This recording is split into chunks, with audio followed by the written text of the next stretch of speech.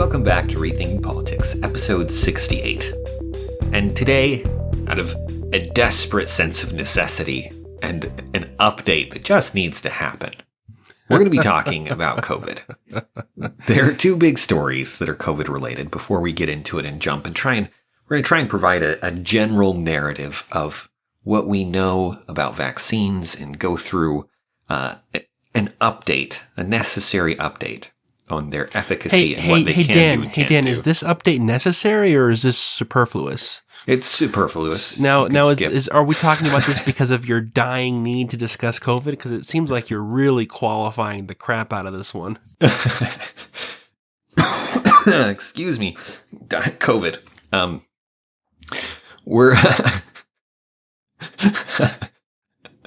We're so tired.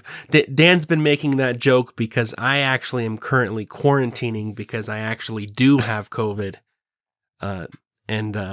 so I actually do have a legitimate excuse if I am ever unable to form a coherent sentence or have to cut off my mic to ratchet out a disgusting sounding cough. You know, I've got an excuse. Dan over there with his cough, he's got no excuses, but I've actually got one. So if one of us can sound coherent, it might as well be you, Dan. It might as well. So okay. Step up your game. Okay, so after taking down my disclaimers, you then put the weight of the episode on me. On you, and given my own disclaimers. Yes, I see. Uh-huh. I see how this goes. Mm-hmm. I'm playing dirty today. As an update in the world of politics on COVID-19, you'll remember that the Biden administration put out a mandate, not directly, right? They did it through OSHA, which is spelled exactly like ocean, and then then it got shot down by a judge, which is as would be expected. It may still stand in the end. I don't know where that's at this point. Yeah, it's still being held, but nothing's been decided with finality yet, but that's to be expected. It'll take a long time for that to happen. Yes, so we'll see how that goes. For now, New York has put in a vaccine mandate. Various countries looking at the new Omicron variant, which I've heard pronounced a variety of ways. It's a Greek word. It's the Greek letter, right? It's not. I don't know why people are so worried about pronouncing it a specific way. Anyway. Australia is upping their game. Australia, which for a long time has required you to do check-ins on a regular basis, where you they've used a couple different systems, QR codes and pictures and different apps and things. But the basic idea is you have to show them where you are every so often, and if you fail to check in, then that results in some kind of response in which they check in on you, right? The goal being to keep people from leaving their houses and being places they're not supposed to be. There were headlines about, teenagers outside who got together illegally, and, the fury of what appears to be a SWAT team, level of police group comes and shuts it down. There's been some pretty good headlines. A couple videos of police officers arresting people on the beach when there's no one near them, as well as the police who took pictures of their bust after they arrested a group of some people who were trying to smuggle KFC into one of the cities that had a stricter lockdown where you weren't able to travel from location to location, and they were smuggling KFC into the city, and the police arrested them and confiscated the KFC and displayed it on their car like a drug bust. It was comical, but also a little bit disturbing. Right. That, we've talked about drugs before, about, when you've got a victimless crime. Well, now you've got an even more victimless crime of KFC being distributed. And, what's the number one cause of COVID spread in Australia? Apparently it's KFC. So. I would say victimless. I don't know. I haven't asked the chickens, but I don't think they're thrilled about it, Brad. If you want to go down that road. Let's bring, vegans into it. Thanks, Dan.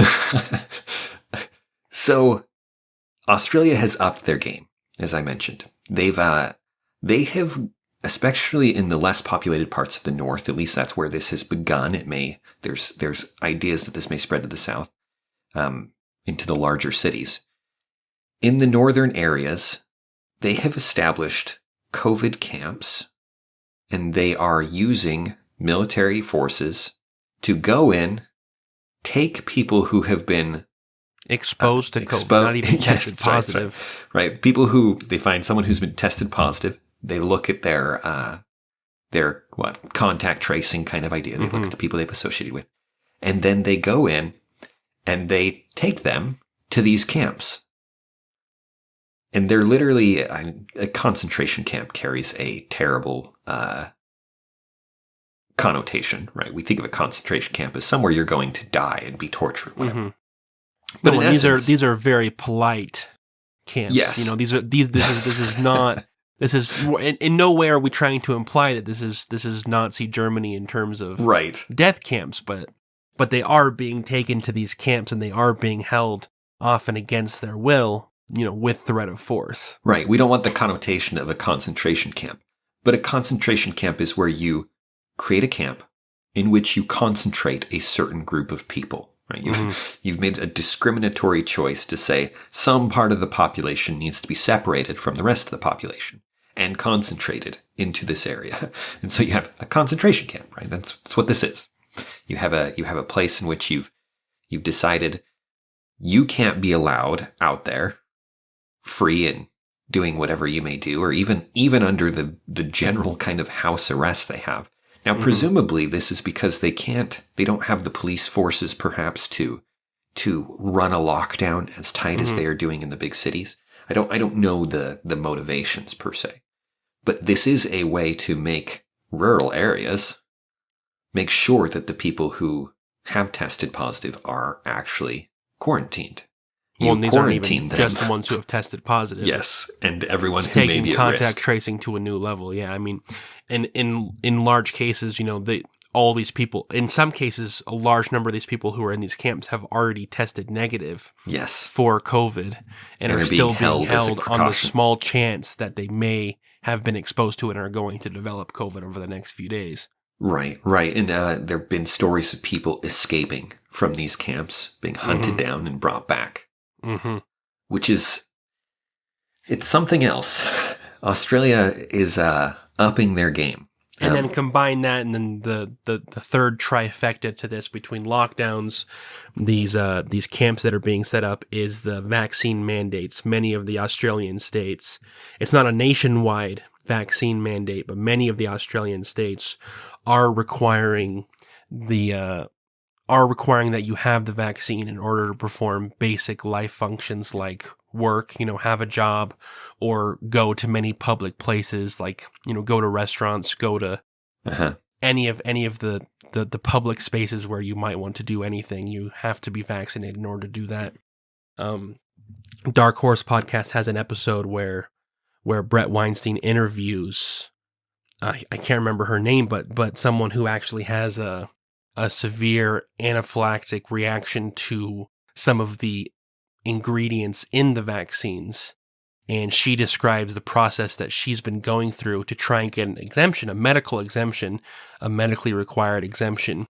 And it was disturbing to hear her talk about all the obstacles and roadblocks that were put up against someone who has a legitimate reason not to get the vaccine.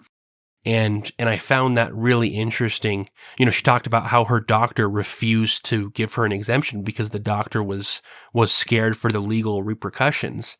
Right. And I was thinking to myself, well, what kind of legal repercussions? Well, that brings me to an article that I recently read.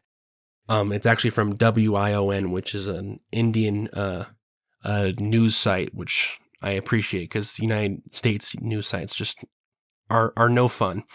And they often don't cover the international stories like this very well. Very well. There's always a different angle to it, while the other countries can be a little bit more honest.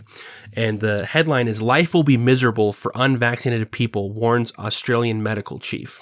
And this is talking about, this medical chief is the head of the Australian Medical Association in Queensland. So this is one state or province or whatever they call it in Australia, which are, you know, these states and provinces are the ones who are doing the mandates. And he says, in quote, "Life will be miserable without being vaccinated. You won't be able to hide," Dr. Chris Perry said, who's the Australian Medical Association chief. And then he talks about how, down here's another quote from him, "You won't be able to get a doctor to sign off that you got an exclusion," end quote, "because there will be several restrictions. The doctors will be ordered to take immense care, as all exclusion notices will be strictly looked at, and doctors will be fined if any error is spotted in these exclusion certificates."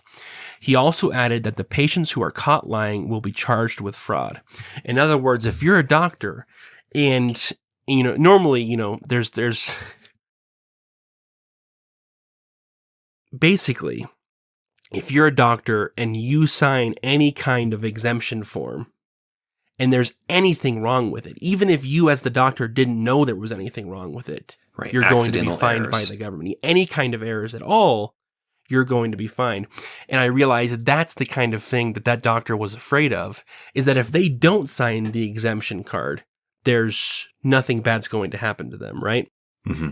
But if they do sign the exemption card, then who knows what kind of fines they're going to receive, as well as the pressure they're going to receive from the government, because the government is being run by someone like this, who is just straight up trying to do anything they can to make sure people are vaccinated, including limiting the rights and freedoms of people who actually have a legitimate medical reason that they cannot get vaccinated without risking their life, like that person that Brett Weinstein interviewed. It's Betty Pezzamenti. I pulled it up while you were looking and talking Perfect. about it. And that story is jarring. Like you said, the doctor not only won't grant an exception because she's afraid of some risk, and that article does explain it, what she may be afraid of. They're holding doctors responsible not only for errors, but perhaps for medically responsible for the person and things like that. That doctor also won't let her get the shot. Right? So the doctor recognized that it's too risky for her to get the vaccine. Mm-hmm.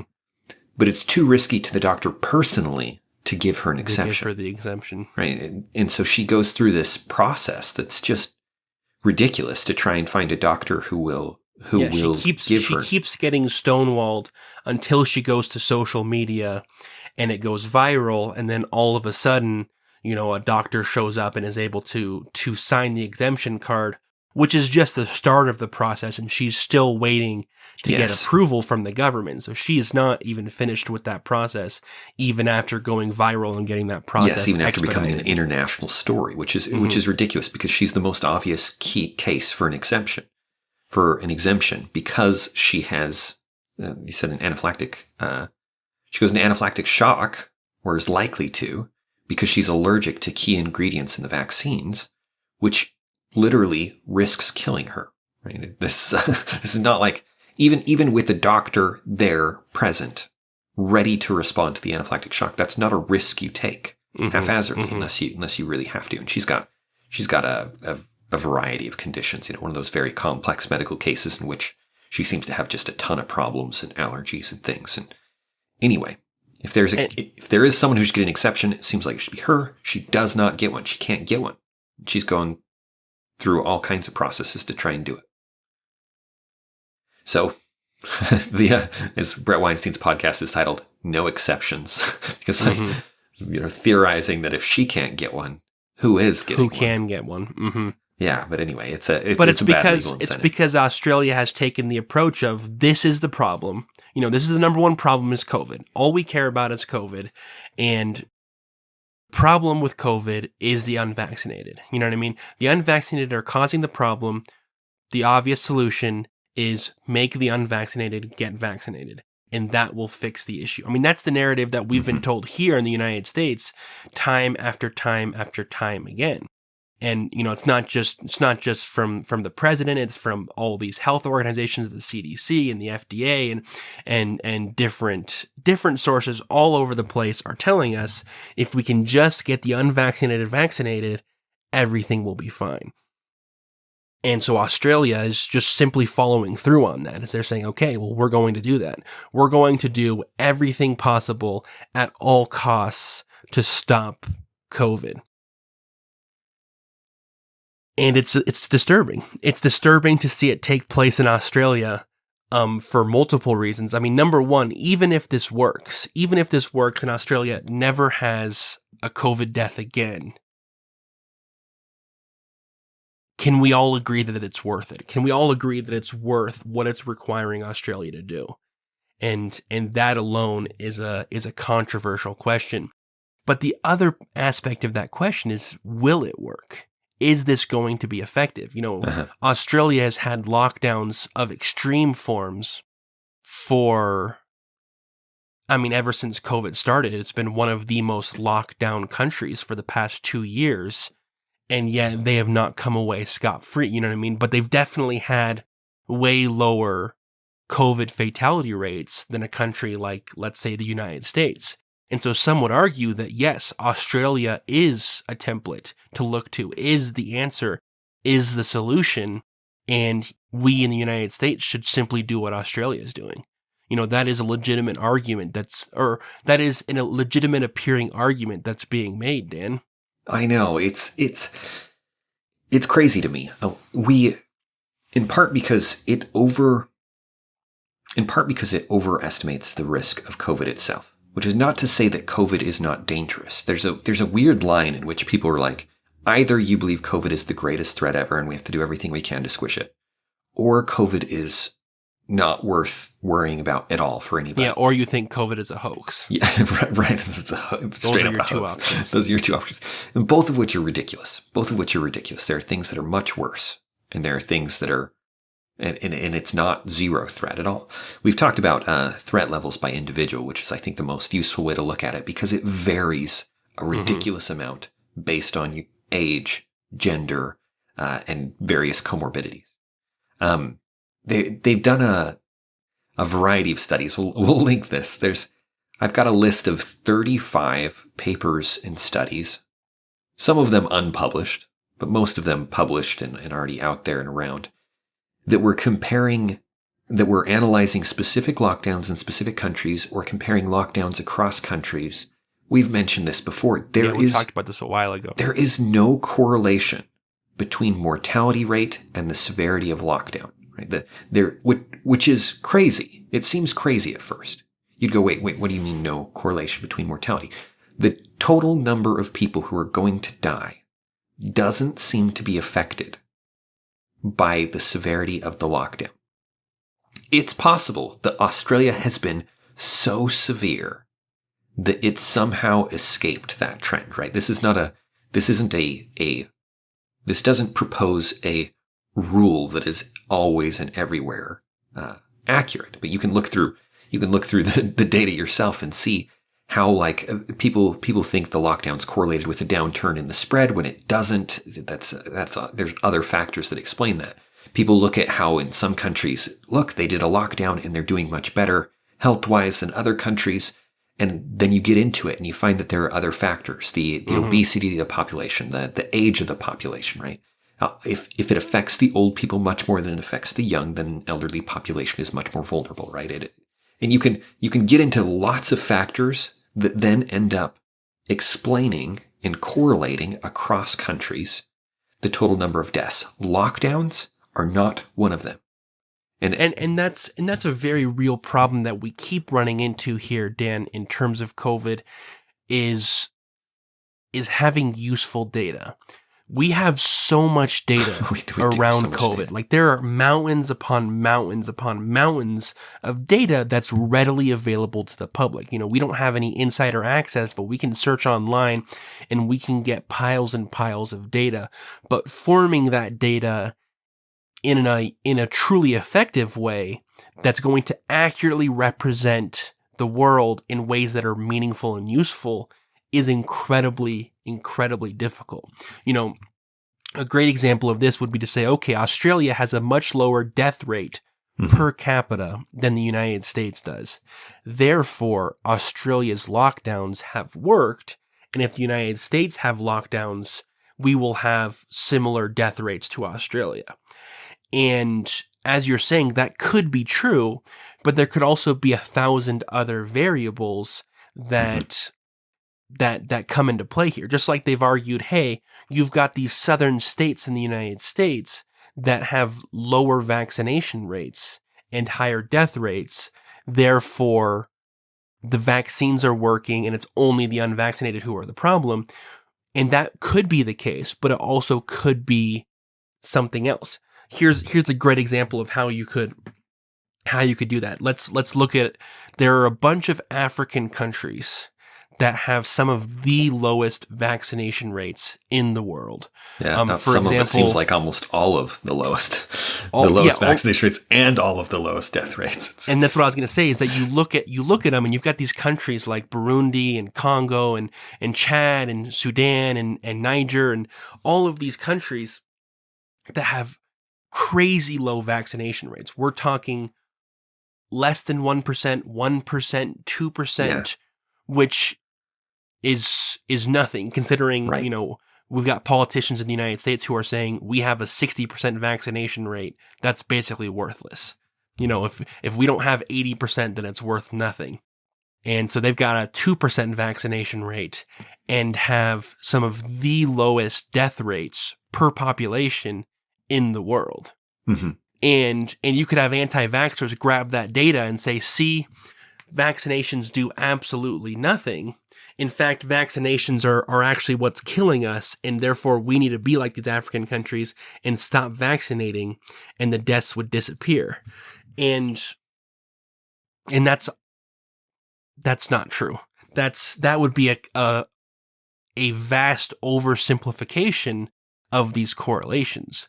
But what is true is that vaccinations are not the only solution to COVID, because we've seen with these countries that have super low death rates and super low vaccination rates that you don't necessarily need vaccinations in order to have low death rates. And people are going to say, oh, well, Africa's different than the United States, and that's why it's lower. And I'm like, yes, that is what I'm saying. What I'm saying is there is something happening in Africa or not happening in Africa different than the United States that's resulting in a death rate that's 1,000 times lower, like crazy low death rates, insanely low, versus what's happening in the United States. And so the question is what are those differences? And there are lots of potential differences. You've got things as simple as ages. People in Africa are younger than they are in the United States. You've got a very large population of elderly people in the United States who have a lot of comorbidities that make it much more likely that COVID will kill them. If you don't have that same population in Burundi or Niger or Chad, and I'm sure I'm mispronouncing that and I apologize,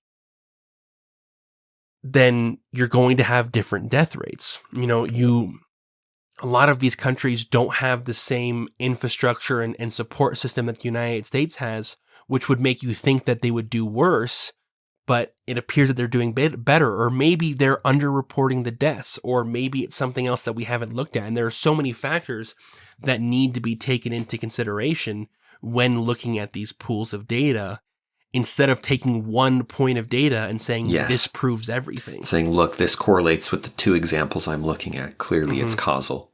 Yeah. It's just not how it works. Australia, even if Australia's lockdowns have worked, and that is the reason their death rates are so low, which is possible, that if you go extreme enough, it should work. And on paper, that makes some sense. Right? Yeah, if you're not interacting with other people from ever getting close to each other, then you should have zero spread. Like if you literally put everyone in their own prison cell and completely isolated them, then you could eradicate it. Yes. But no one has the no one has the capacity to do that. Right, including Australia. But they've gone as far as any kind of westernized country has gone. It's possible that China's gone further, but we don't get that kind of information from internally from China. China, you don't trust any information coming out of China because they have too long a track record of just blatantly lying for their own agenda. So we're just going to disregard anything coming out of China. Yeah. But let's assume for a second that Australia has done it. That despite the fact that in general, as a general rule, there is no correlation between the mortality rate and the severity of the lockdown. Then then the question is it worth it? Like you were saying, is that still, you've avoided a significant amount of deaths from COVID. Mm-hmm. Perhaps, assuming that the vaccinations work well enough and that when you do eventually open up, it doesn't come through and do what it was going to do anyway, right? We're assuming that by the time they open up, the long-term goal of the lockdown succeeds. Mm-hmm. Here's some data, generally from the U.S., about the cost of lockdown in the United States, a much less severe lockdown that only occurred in a few places, right? This is and we've been through some of this, so I won't spend a ton of time. Yeah, we talked about this about a year ago, but it's worth revisiting. Yes, people forget that there's always trade-offs, right? If you're closing trade and businesses, you're not producing things. You're not, if you're not letting people go outside, you're reducing the amount of vitamin D they're getting. You're increasing mental health problems, and all these are measurable differences. So here's just a random sampling. I'll post an article tracking a lot of these things, at least through 2020. I don't know if they're still tracking them. Probably not, because most of the U.S. has opened up, unless you happen to be in a few states and in a few cities. But so adults surveyed, 10.7% had thoughts of suicide, compared to 4.3% in 2018. That's almost 2.5 times increase in suicide ideation. Anxiety, 3 times higher than they were in 2019. 25% of adults between 18 and 24 in the U.S. considered suicide in 2020. This was done in August 2020. That particular one. Mental health emergency visits increased by 24% for 12 to 17-year-olds, right? Young children going to the hospital for mental health things. You can go through, there's tons of others as far as mental health goes. Overdose deaths increased 38%. If you go to hunger and poverty, the number of children experiencing some kind of wasting, extreme malnutrition, has gone up 20 million. That's crazy. Since the start of the pandemic.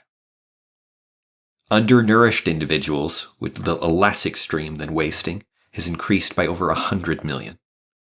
Right? Why? Why on earth would the pandemic do that? Because we've locked down. Oh, and those numbers are worldwide, right? That's worldwide, yes. Okay, yes, yeah, sorry. That those makes two more are sense. 20 million, not in the US. Sorry, thank you for pointing that out. Jump to worldwide. 10,000 have starved to death. 10,000 children have starved to death worldwide. It increased. Again, if the pandemic is the lockdown worldwide, the effects of the lockdown worth this. Obviously, it's different just considering Australia. We don't know the specific consequence of Australia. You go on about the hunger. Economically, or more directly on health, there are a ton of different things that are not being tracked. Diseases and things. People, if you remember, the hospitals have to behave very differently to prioritize avoiding COVID spreading. There are, the diagnosis is back to the US. Pancreatic cancer diagnosis dropped 24%. Breast cancer diagnosis dropped 51%.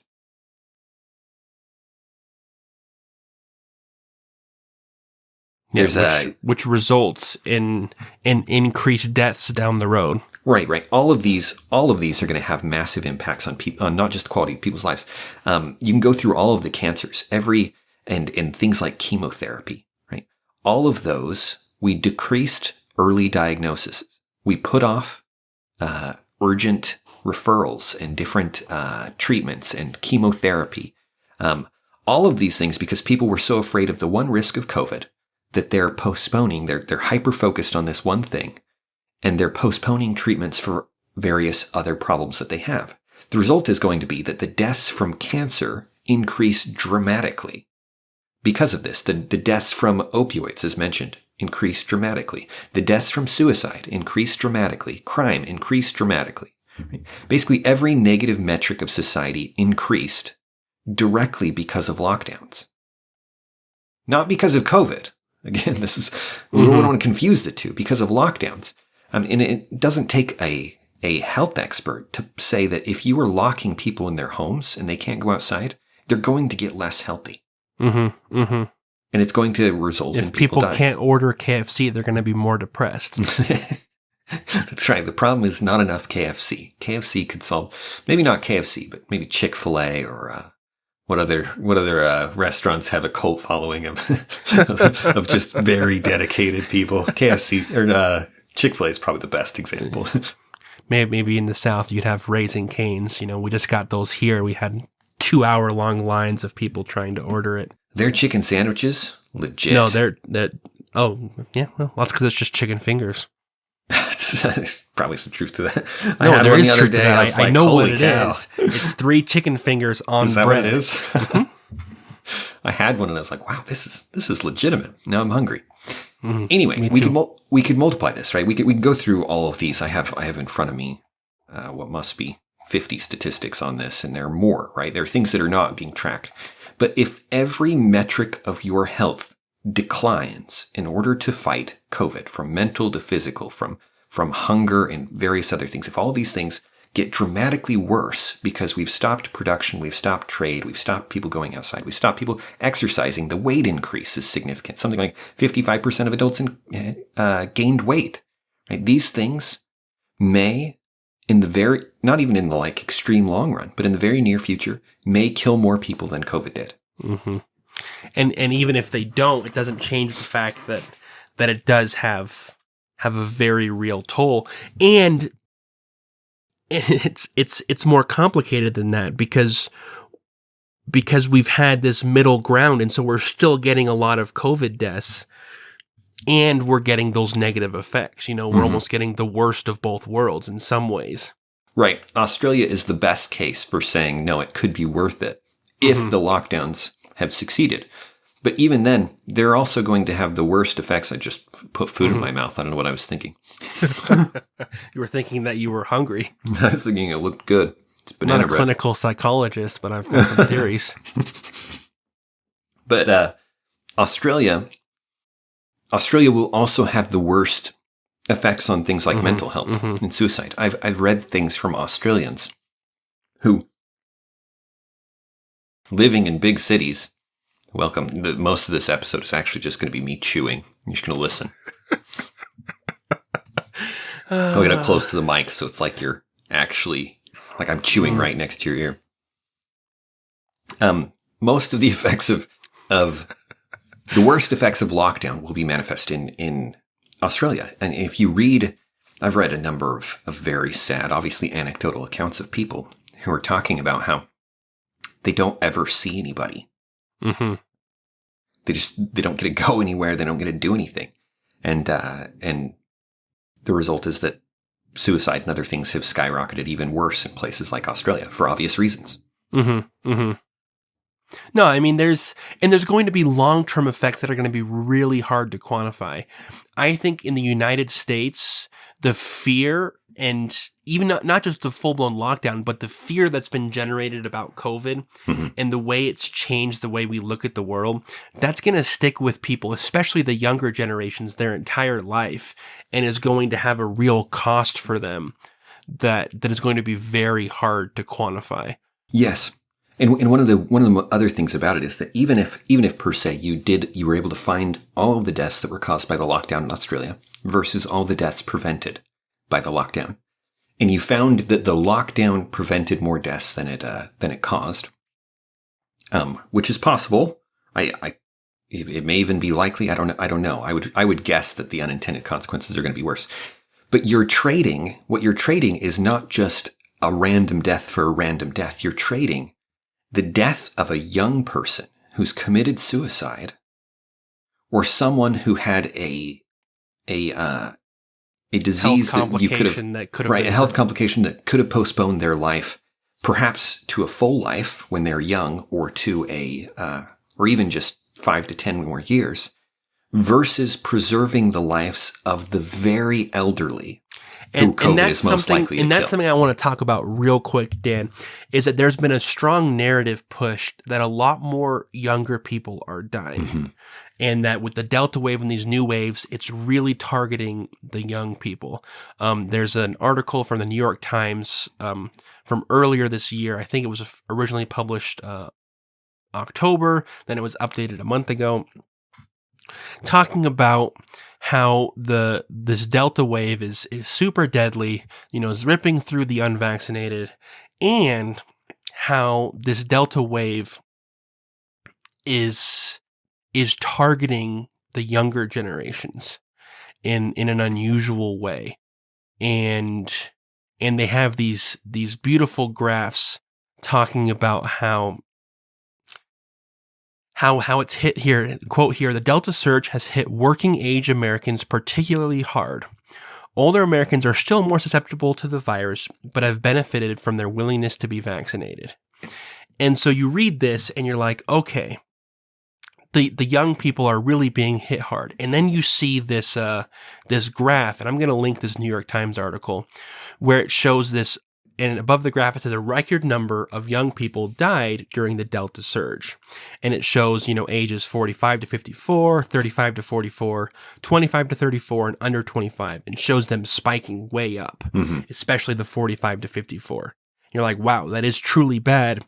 But then they have a graph on the right which shows that actually the entire graph on the left is the lowest line on the graph on the right and constitutes a tiny fraction of the deaths are below age 55. That yes, the deaths have increased for younger age groups from what they used to be, a year and a half ago, but they're still minuscule.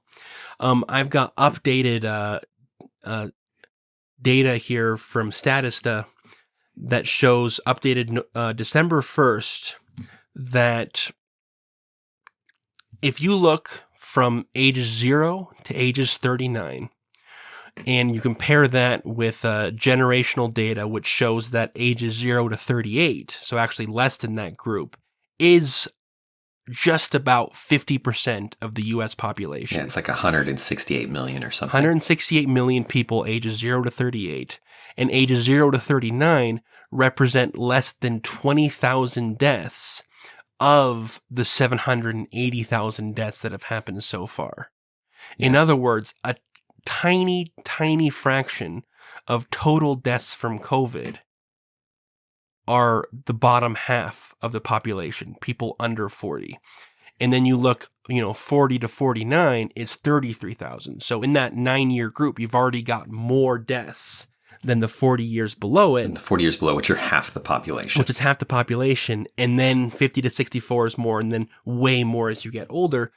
That has not changed. The New York Times is trying to make people afraid, even though they're younger, when in reality, if you are under age 55, COVID is not a huge threat. If you are under 40, COVID is a minuscule threat. And if you are a child, if you are under 18 years old, the threat of COVID, statistically speaking, is insignificant. And yet right now we've had this huge push to vaccinate the younger generations, as this New York Times talked about, it's these younger, unvaccinated, working age Americans who are really the problem, when that is inaccurate. When the groups of people who are dying are these older groups, and it's still these older groups, even though those older groups have upwards of 80% vaccination in the United States. It's so dishonest, Dan. It is dishonest. So dishonest because the age groups who are dying are the most vaccinated age groups, and still a large percentage of those people who are dying are the unvaccinated. But we're talking about 20% of that age group who's unvaccinated. Right. If you're older, you should seriously consider getting vaxxed. If you are younger, especially if you're looking at children 0 to 17, the idea that they need vaccinated and that this is going to make a difference is ridiculous. They're not even, it's so harmless to them specifically And the more harmless it is, right? The lighter the illness, the less time they're going to have it, the less likely they are to spread it, right? This is exactly why getting a vaccine means even if you get it, you're probably going to spread it less because you're going to have it for less time. You're going to get, you may have it so briefly, right? You may immediately fight off the virus after infection to the point where we don't even consider you infected, right? You're just, you're not really shedding at all. It's this strange world. And it doesn't make sense in the world where people who are vaccinated are getting sick frequently, right? If people getting vaccinated were never getting it and never spreading it. Yeah, which is, and it's interesting because the story with the vaccine has shifted, right? Right. When the vaccine first came out, the argument was the vaccine is 95% effective. And it was at least strongly implied at that time that 95% meant that they were 95% protected against getting infected. In other words, if you were vaccinated, you were much less likely to get infected. And therefore, we get a large percentage of the population vaccinated and we would achieve herd immunity. And we've talked about this before, but this narrative has become more and more shifted. Yes. Especially with the Omicron variant. But basically, the argument is that get the vaccine, achieve herd immunity, COVID goes away. We have these unvaccinated who are not getting vaccinated, and they're stopping us from achieving herd immunity. Right. And then you get the Delta variant, and that becomes less true as the Delta variant is much more effective against the vaccinated in terms of getting infected. In other words, the vaccinated are very effective carriers of the Delta variant and therefore cannot achieve herd immunity with the vaccinated. And then you get the Omicron variant, and right now we don't have a ton of data, but I've got an article from CBS News talking about the studies that have already been done on the Omicron variant. And quote, this is from the CBS News article that I'll link. While the study carried out by Seigel's team shows the Pfizer shot may be 40 times less effective at preventing Omicron infections, the cases confirmed so far in South Africa have been far milder than those seen during previous waves. In other words, it's worth noting that CBS is posting this, right? Yeah. Usually we're sharing direct links to articles or compilations of articles so you can actually look at the data yourself and look these things yourself. The fact that CBS admits that is crazy. Yeah, and they're optimistic, which is good. They're saying that Omicron does not appear to be deadly. We've already seen a large number of people who are vaccinated and who have Omicron, and we're seeing near zero hospitalizations and death from Omicron, which me as a human being, I'm very happy to hear that. And it's something we've talked about before, that you're likely to have variants that are less deadly, but more infectious, to which I say, fantastic, because I would much rather have the common cold than catch Ebola. You know what I mean? It's not rocket science. Right. And well, there's a reason the common cold has never evolved into something more dangerous. You know, it varies a little bit within a range. And it's because of incentives. Yes, it's because of the evolutionary incentives. incentives Is a funny term, but it is incentives. It is. It's the evolutionary biology incentives of a sickness of this nature, right? Of this kind that specifically spreads in this way, and has these patterns, which COVID-19 is akin to the cold or the flu, right? In terms of the general style and potency and though I can't think of the term, but it fits into that broad category. Far more dangerous initially, but likely to decrease more into the realm so that it looks more and more like that, which the Omicron variant appears to be doing. Yay. Everybody get excited because it will replace the other variants. That's the way Delta is. Delta got to the point where it was like 95% of all the cases of in the US of COVID. Omicron will hopefully do the same thing and is likely to. So we bring this up because, yes, from the human side of things, this is good news because it means that COVID is turning more into an endemic disease, one that's not going to go away, but one that's not going to be nearly as fatal. But in terms of public policy, this is very important because what this means is that our current administration's plan makes almost zero sense. That a year ago, the plan was we put in efforts, things like mask mandates, there were the occasional lockdowns, and we try and keep people safe from COVID until we get the vaccines. Once we get the vaccines, we'll be able to achieve herd immunity and we can move on from the disease. And it's a year later, and we're talking like that plan hasn't changed and will still work, but each of these variants has made that more and more impossible at this point, because it doesn't make any sense. It doesn't make any sense for that to be the plan. It doesn't make any sense for us to talk like the unvaccinated are going to kill the vaccinated, when whether or not you're vaccinated seems to have less and less effect on whether or not you're a carrier. You know, me as an unvaccinated individual who currently has COVID, you know, statistically speaking, it's likely that my symptoms were worse than someone who was vaccinated who also contracted COVID, right? Just statistically speaking, I should have experienced worse symptoms than someone who was vaccinated. But statistically speaking, it's no longer true that I would be more of a carrier than someone who was vaccinated. In fact, you might argue that because their symptoms were milder, they were less likely to stay home. In fact, not even because of how they felt, but because of the current policy. I know someone who was exposed to COVID around the time I was, who was vaccinated.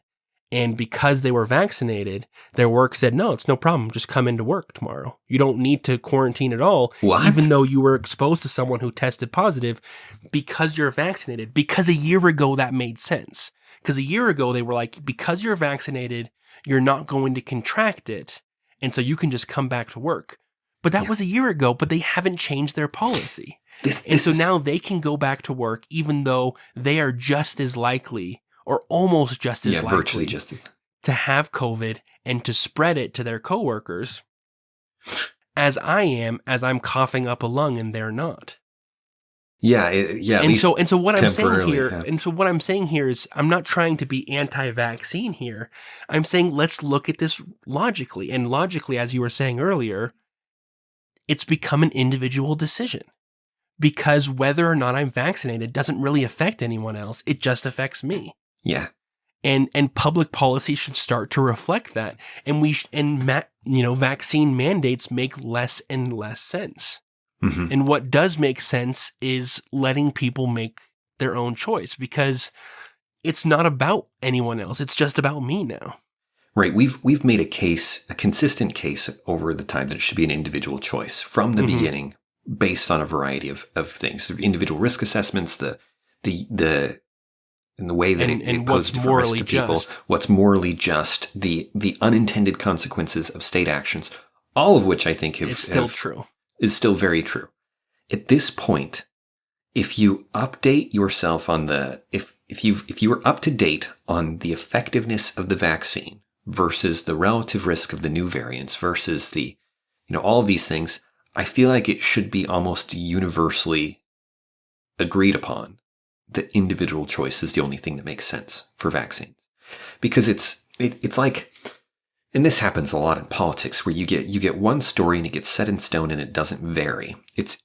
Politics is such a disastrous sphere to talk science in. Mm-hmm. All of the political incentives push against the necessary flexibility to adapt to an ongoing scientific discovery, such as how do we deal with COVID. It's absolutely disastrous to try and use politics to push that. All the political incentives go the other way. Political incentives say, come out strong with a plan, and you don't deviate from it. And you don't deviate from it. Right. That's how you win votes. You put together a plan and you stick to it, even when it's patently absurd. Right? That's your best bet for securing political support. And that's exactly what a lot of people have done. And it's terrible for an ongoing scientific discovery, for an ongoing scientific process in which we learn things. So the story of the vaccine goes something like this, right? We get this new technology, record time, awesome. People were really skeptical for a while. Some people It changed politically once the parties changed, which is ridiculous. It is really fun to listen to quotes from like Kamala Harris, who when asked if she would take the vaccine, said that she didn't think it was a good idea, right, to take a vaccine that Trump had pushed through. Right. Again, another example of the politics. Republicans like, pro-vaccine because Trump's behind it, anti-vaccine because Biden's in charge of it. Behind it, yeah. Same. Neither side makes sense. Yeah. Yeah. Anyway, so you get through that point. We got the best spin on them, right? They seem to be extraordinarily effective in the clinical tests, which are not nothing. They're really useful. You then get it out there and you test it and you look at the vaccine versus natural immunity. And in the early studies, the vaccines looked better in a variety of ways. This is something that there's a lot of talk about, should natural immunity be considered immunity for purposes of vaccine mandates and things. Initially, it looked a lot like the vaccines were better. They would Which measure, didn't mean that there wasn't a ton of value in the natural immunity. Yes. Even back then. But people were, if you look at this and you go, wait, vaccine immunity is stronger than natural immunity, then it makes sense to push that even on people who have natural immunity.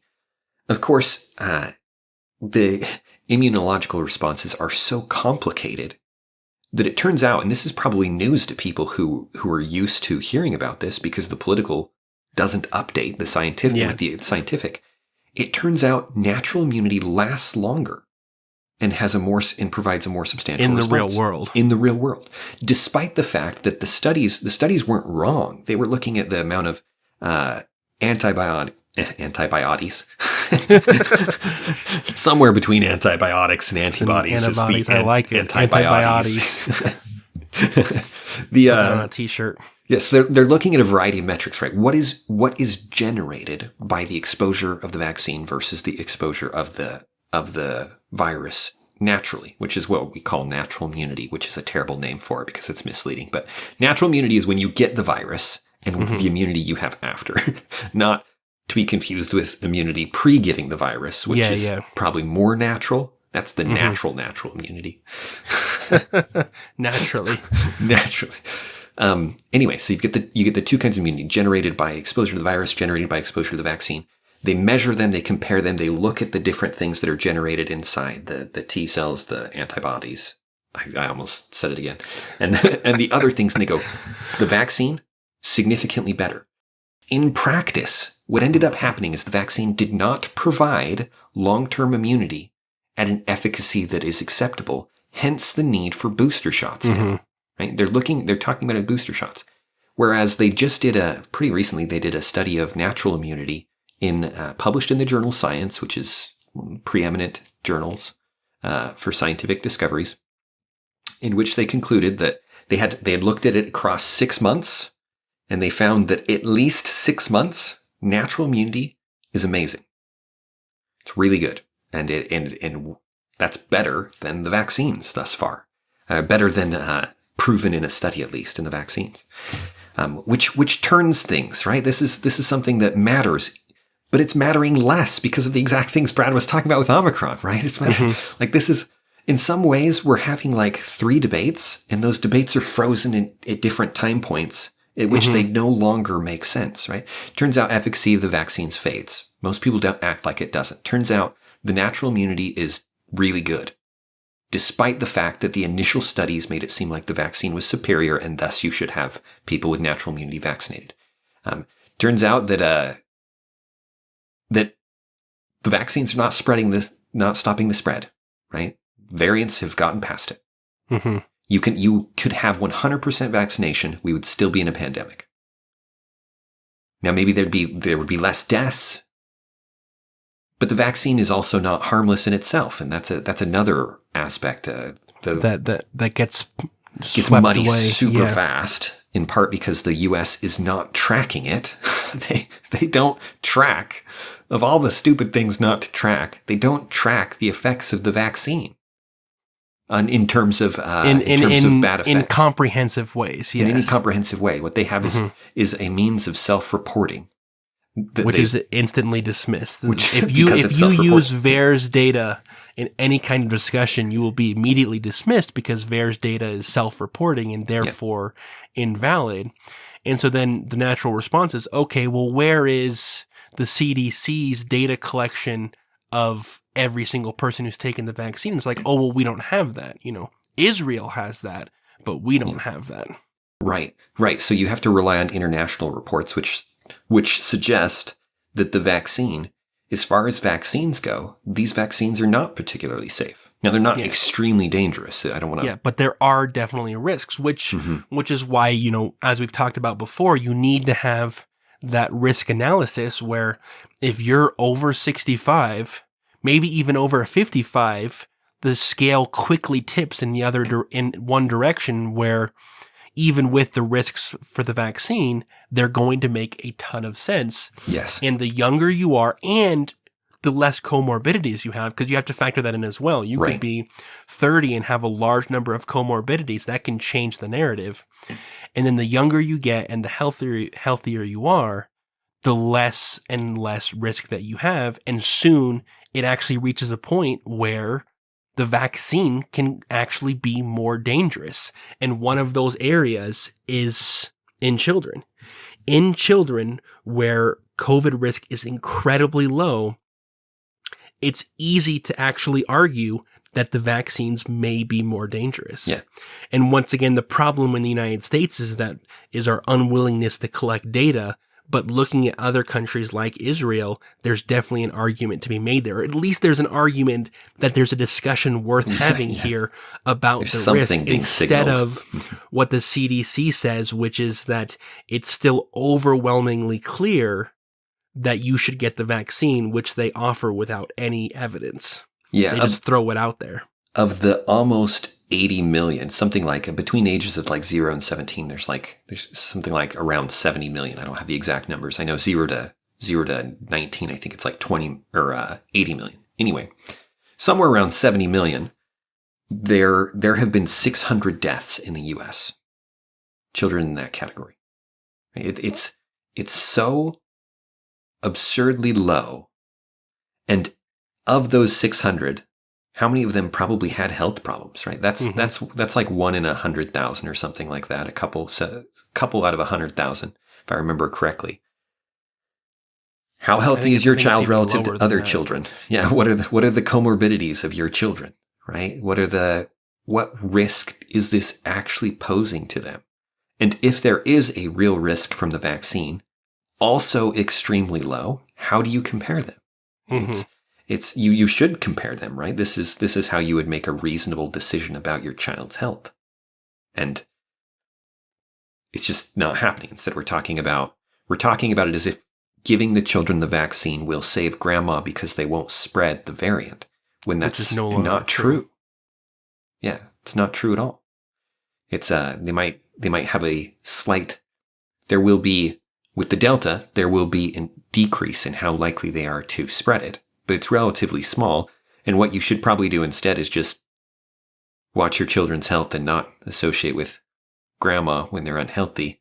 There are other ways. It's just weird. The political incentives put us into this world in which we look at a few very specific factors, and we're no longer living in the complex world of reality, where health is a much broader thing.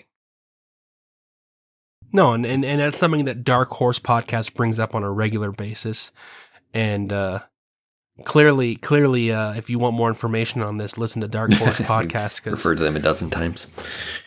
But I like to steal from them because they make some good points. And one of the points that they've been making for months and months now is if our goal is to reduce fatality in general, or even just to reduce fatality from COVID, since apparently it's the only kind of fatality that matters. But if our goal is to reduce fatality from COVID, why are we not talking about all of the risk factors that contribute to that mortality and things that can be done to mitigate them. They keep talking about vitamin D. Why is vitamin D not being pushed? What are the risks of taking vitamin D? Well, they're basically non-existent. What are the risks of going out and getting some sunlight every day? What are the risks to going and telling people to exercise more? And yet these things are not being pushed, even though there's an ample amount of evidence that doing those things increases your chance of having a milder experience with COVID. Not to mention cancer and all the other health and all the other things. But even, like I said, even if COVID is the only thing you care about, which for a lot of people it is right now, there's strong evidence that has a large effect. It's a question that I've asked myself is a large part of Africa's success coming from the fact that they are way healthier than people in the United States in terms of many of these comorbidities. Right. That they're not obese, that they're getting much more sunlight, that they are exercising on a regular basis, and so they have stronger lungs and a stronger heart, and their bodies are able to handle this virus in ways that the average obese American like myself has a harder time with it. Right. If you channeled a fraction of the time and energy people have put into watching news about COVID-19 and talking about it on social media into being healthier, and put that into a direct effort to just be generally healthier, some exercise and sunlight is the most basic. You would have done more to decrease death in the United States than all of the lockdowns and all of the political actions taken. It's a weird, it's weird in that the hyper-focus has led to a widespread neglect in health. Mm-hmm. Yeah, because in the United States, all that matters is the vaccine. That is the only option. Don't talk about all of the drugs that have been introduced, the monoclonal antibodies that reduce the risk of death. Don't talk about, the other drugs that have been dismissed, like fluvoxamine or ivermectin. Mm-hmm. Don't talk about that. Just talk about the simple things that we could do that we're choosing not to focus on. Uh-huh. That could have a huge impact. It would have a huge It's crazy. Impact. It doesn't make any sense. It doesn't make any sense until you remember that it's not about actually reducing fatality in general. It's not about what's the most logical course of action. It's about political incentives. It's about, people making a claim, making a plan, and then feeling like their only option is to stick to it and not being flexible enough to adapt to realities. Even though some of these things like vitamin D have been known for well over a year, have been known for almost the entire length of the pandemic, and yet this is not a new change like Omicron, just like the fact that the vaccine is less effective is not new with Omicron. That happened with Delta. Omicron is just a continuation of that trend. What do you think, Brad? Are we on the verge of seeing daylight as Omicron spreads? Hopefully we see daylight, because that will help us with COVID. Are we getting close? Is there a tipping point? I'm not sure. I still have a bad sense of where the U.S. is at generally in public opinion. In general, Dan, I'd say that things are getting worse. In terms of seeing daylight, I felt like there was a time a while ago where it was heading that way, but I don't know. I just don't know. You're right. There was a period where it felt like we agreed to disagree, and the states in the United States that wanted to open just opened and went on with their lives, and the other ones said, forget the rest of you. Yeah, but if anything, now it's become much more divisive, where it really is this strange battle. I mean, I'm waiting for the propaganda posters about how the unvaccinated are coming to eat your children. You know what I mean? Like, yeah, I heard Omicron blamed on the unvaccinated. No, I mean, it's wild. As someone who is unvaccinated, it is wild to see the subtle pressure that is felt on a daily basis by people you interact with. And I'm over here living in a conservative state, interacting with mostly conservative people. But there's just this weird weird thing out there, and it's interesting because it doesn't line up with the facts. It doesn't line up with the world that we're living in, and that's a real problem. It is.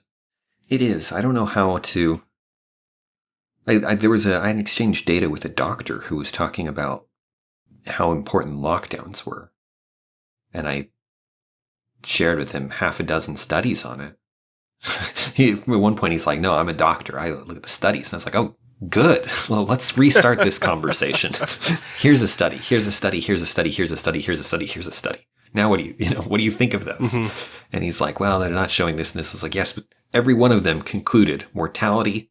They literally have a phrase similar to mortality has no correlation with the stringency of the lockdown or with the fact that they locked down versus these other states. Like, to this day, people probably think Sweden did something just totally immoral in their choices, to not protect their citizens or however they frame it. But it's just not, I don't know. I don't know in this world of data if it's too complicated in the narratives, the political incentives in the narratives too strong for us to ever sort through it.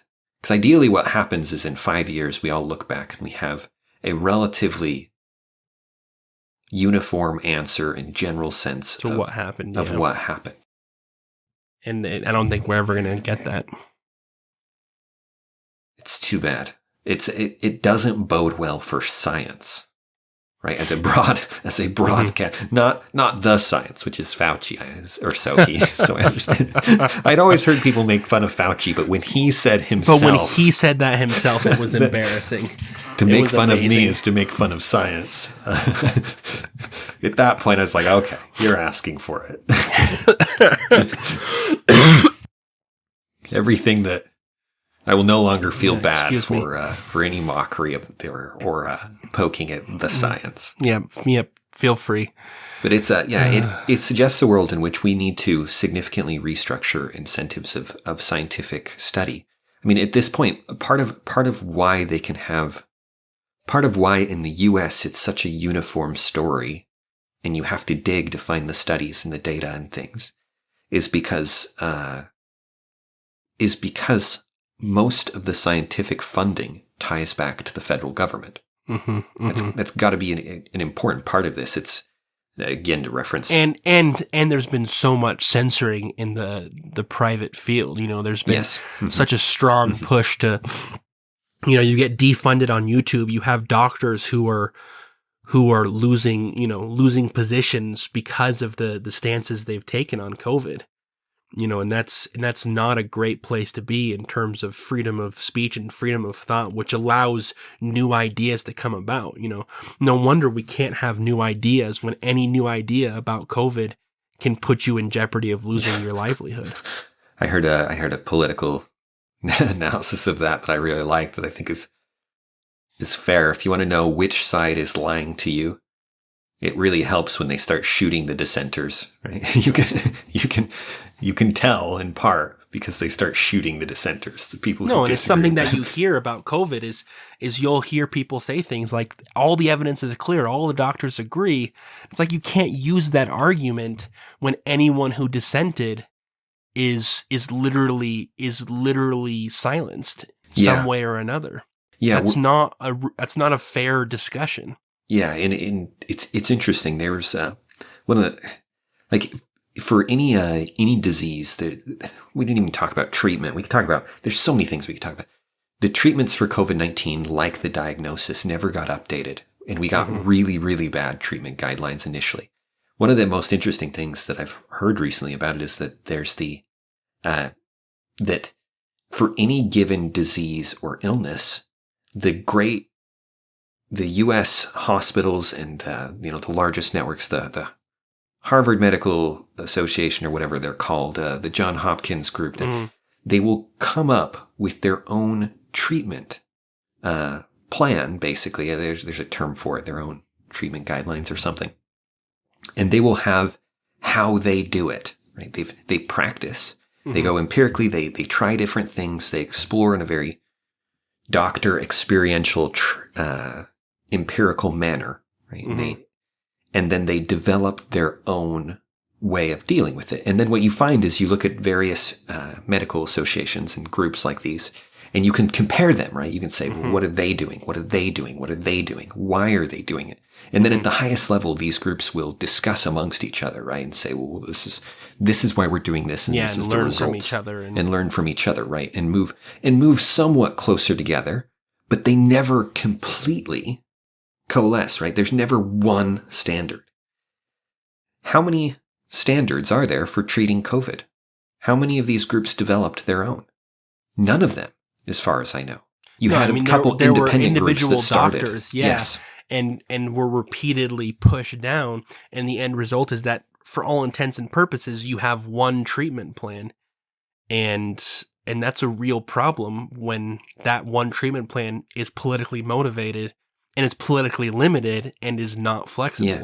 You have doctors leaving these great institutions, these historically most adept institutions often in the world for treating novel health things, and so that they can actually do what they've been always doing, which is be doctors and try things and figure out what works and what doesn't.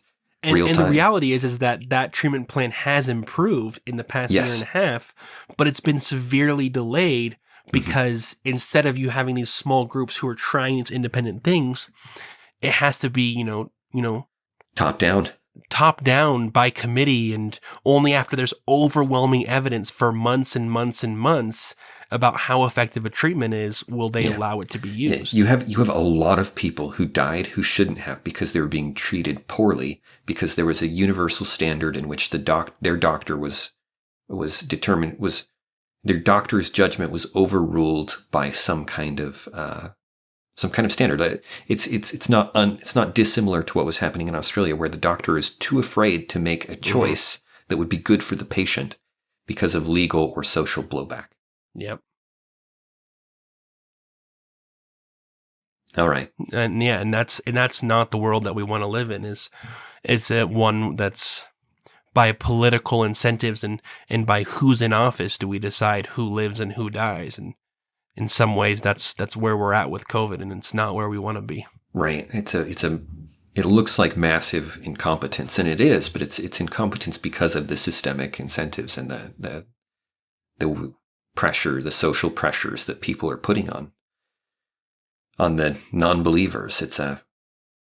And that's why our solution, our response to COVID is not don't take the vaccine or, just take vitamin D. It's decentralize, is stop having the federal government decide everything. Stop limiting people's ability to make their own decisions, whether they're doctors for their patients or individuals for whether or not they want to take the vaccine, to allow people to make their own choices so that we can actually find out what works and adapt to this virus in a reasonable and efficient way. And while at the same time respecting people's rights and freedoms. And you're going to have, not a utopia, but the best possible outcomes. Yeah, generally this is better still a outcomes. virus. People are still going to die. As we've seen, that's not avoidable, really. Mm-hmm. But we can at least do the best that we can, which I think everyone can agree we're not doing right now. Yeah. Yeah, it's a mess. It's a global mess. It's in some ways it's good that it's global, because if it were just the United States, I think the narrative would be much easier to control the story. Right? If we weren't able to draw data on. When you see the outliers of other countries, it really sticks a hole in the narrative. Yes, and luckily the U.S. government can't control. It doesn't control science, not directly per se. Just Fauci. That's right. You can't control the science. You can't control Fauci. It just exercises a lot of influence, but across the world, luckily, that the influence of the various institutions compete, and you can get a more complete picture. But anyway, it is good news in terms of the general trend of COVID. Things are getting less dangerous. It's not a good news in terms of our response to it, but at least the virus itself is taking care of itself. It is. Luckily, nature's making it a little kinder. We'll pause there. And with that, thank you for listening. This has been an episode of Rethinking Politics. You can find us on all of the major podcasting apps or on YouTube.